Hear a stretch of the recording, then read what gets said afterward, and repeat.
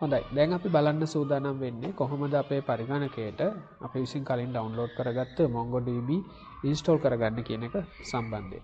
ඉතින් ඒ සඳහා අපි ඩවුන්ලෝඩ් කරගත්ත ෆයිල් එක තියෙන ලොකේෂන් එකට යනවා.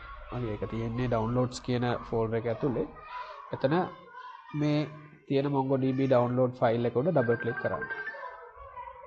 ඊට පස්සේ ඔබට බලා ගන්න පුළුවන් මෙන්න මේ විදිහට installation එක පටන් ගන්නවා.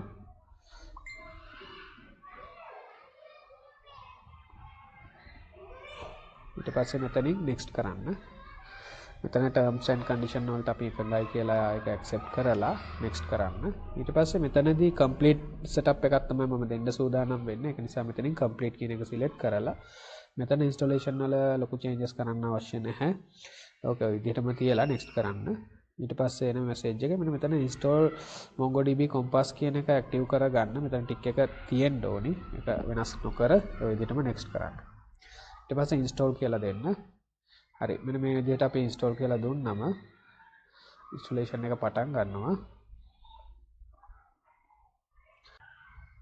හොඳයි installation process එක ඉවර වුණාම අපිට මෙන්න මේ වගේ completed the MongoDB කියලා මෙතනින් වැටෙනවා. එතකොට අපි මෙතනින් finish කරමු. finish කරාම ඔබට දැක ගන්න ලැබෙනවා මේ desktop එකේ MongoDB Compass කියන මේ shortcut එක create වෙලා තියෙනවා. ඒ වගේම start වල click කරලා අපි recent added වලට ගියත් මෙතනින් add වෙලා තියෙන්න ඕනේ MongoDB Compass කියන අපේ මේ MongoDB